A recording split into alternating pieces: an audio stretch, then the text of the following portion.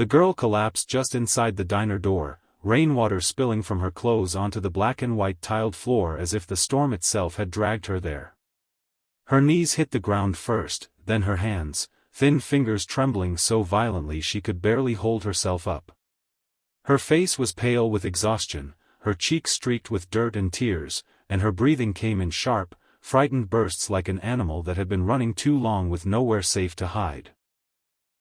Outside, thunder cracked across the empty highway, and the flickering neon sign of the tiny roadside diner buzzed weakly against the darkness.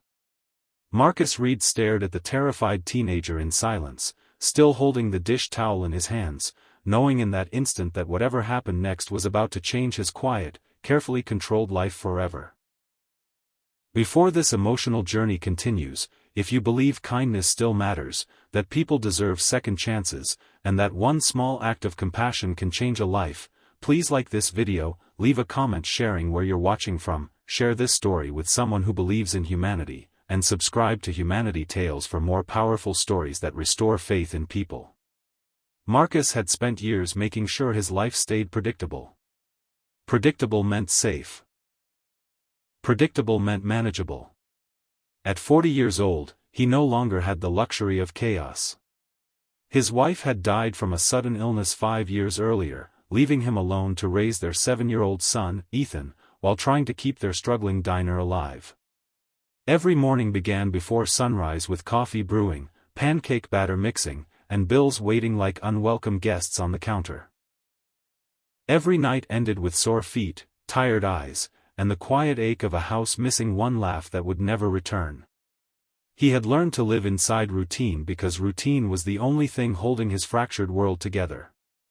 The diner itself was nothing special to passing travelers. It sat just off a lonely stretch of highway, old and slightly worn, with cracked red booths, faded menu boards, and a jukebox that only worked when kicked twice near the bottom. But for Marcus, it was survival. It paid rent. It bought groceries. It kept Ethan clothed and in school. More than that, it was the last dream he and his wife had built together. That was why Marcus hesitated as he looked at the stranger dripping rain onto his floor. Trouble had walked into his diner wearing soaked sneakers and hollow eyes. The girl looked no older than 16. Her backpack hung loosely from one shoulder, as if even carrying that much had become exhausting. There was a bruise forming along her jawline, partly hidden beneath wet strands of hair. Her lips were cracked from dehydration. She looked like someone who had not slept properly in days. Marcus should have called the police immediately. That would have been the sensible choice. The responsible one.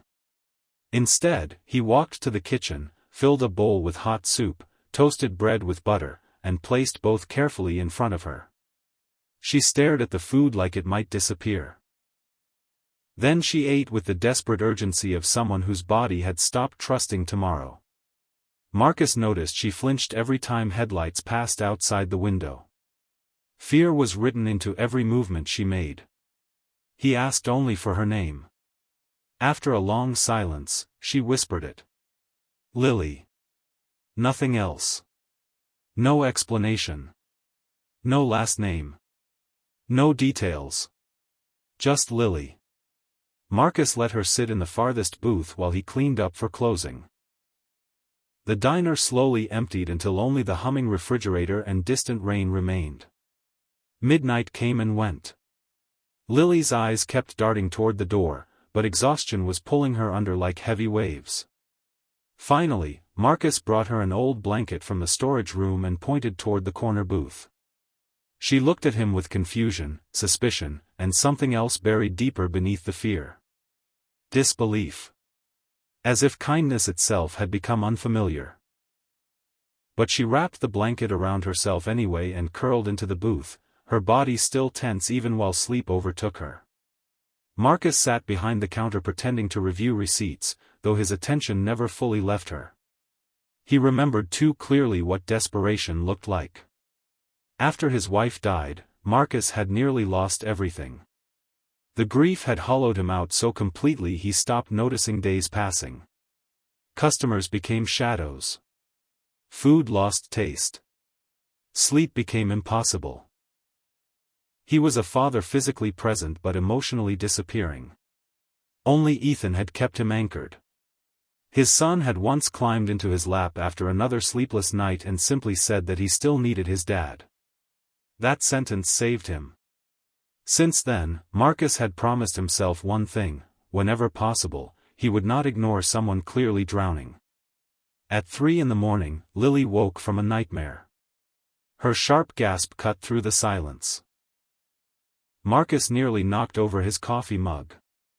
She sat upright, breathing hard, tears slipping down her face before she even seemed aware of them.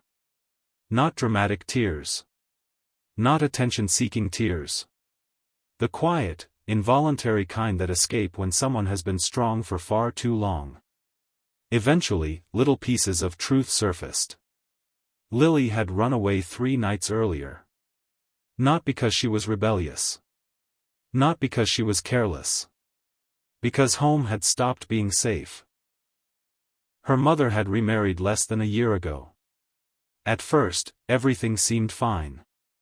The new husband was charming, respected, convincing. But behind closed doors, another version emerged. Controlling habits became rules. Rules became punishments. Locked doors. Threats disguised as discipline. Monitoring her movements. Confiscating her phone. Invading her privacy. Each time Lily tried to tell her mother something felt wrong, she was dismissed. She was told she was being dramatic. Difficult. Emotional. Unable to adjust. Eventually, the house itself began to feel like a trap. One night, after another terrifying incident, Lily packed what little she could and escaped through a bathroom window. She had been sleeping wherever she could since then. A bus stop bench. An abandoned laundromat. A park gazebo. Anywhere safer than going home. Marcus listened without interruption. Every word tightened something painful in his chest.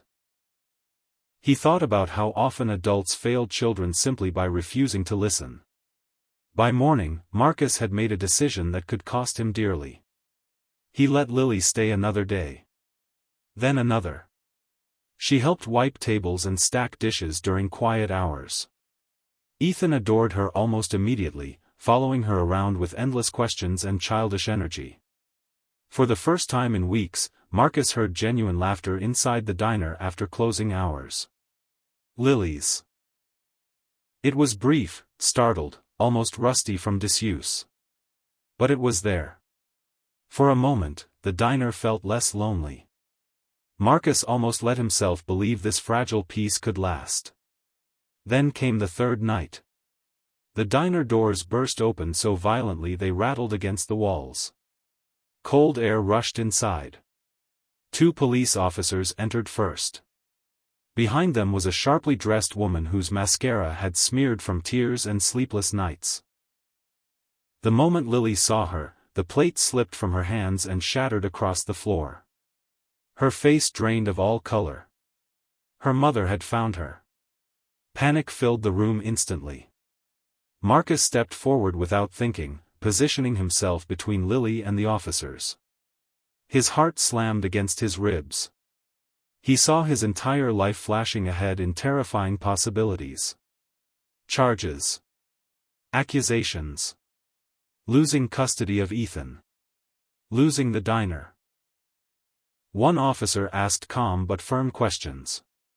Had Marcus knowingly sheltered a missing minor? The words hit like ice water. Everything Marcus had feared was suddenly real. But then something unexpected happened. Lily's mother broke down. Not elegantly. Not dramatically. Completely. She sank into a booth and covered her face, shoulders shaking under the weight of visible guilt. In the 48 hours since Lily disappeared, her world had collapsed.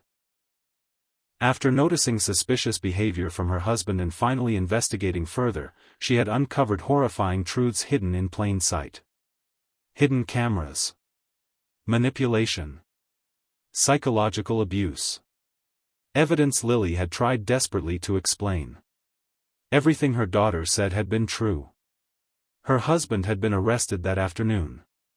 The mother's face was the face of someone forced to confront her own failure all at once. Not because she didn't love her daughter, but because she had trusted the wrong person and ignored the warning signs standing right in front of her. Now she had spent 2 days searching every motel, shelter, gas station, and police report trying to find the daughter she failed to protect. The diner became impossibly still. Even the officers softened. Lily stood frozen, tears gathering in her eyes as years of fear, betrayal, and longing collided inside her. Being right did not erase the pain. But finally being believed changed everything. Her mother reached trembling hands across the table. For a long moment, Lily did not move. Then something inside her gave way. She crossed the room and collapsed into her mother's arms. The hug was messy, desperate, painful, and healing all at once. Not because everything was fixed, but because some broken things had finally been named aloud.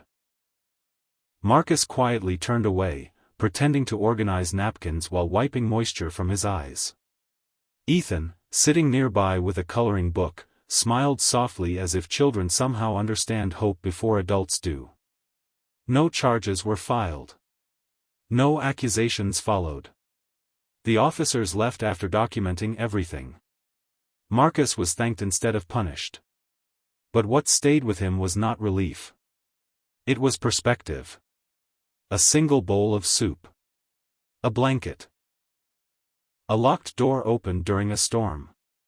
Sometimes life changes not through grand heroic acts, but through simple moments where someone decides not to look away. Weeks later, Lily returned.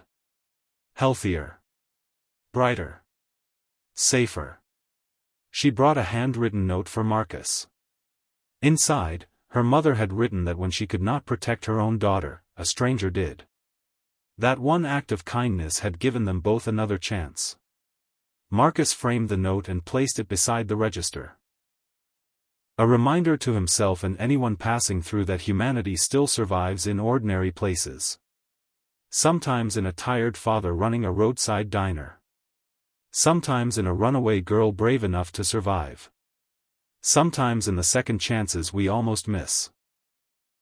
If this story touched your heart, made you emotional, or reminded you that compassion still exists in this world, please like this video, leave a heartfelt comment, share it with someone who needs hope today, and subscribe to Humanity Tales for more deeply moving stories that celebrate kindness, resilience, and the power of human connection.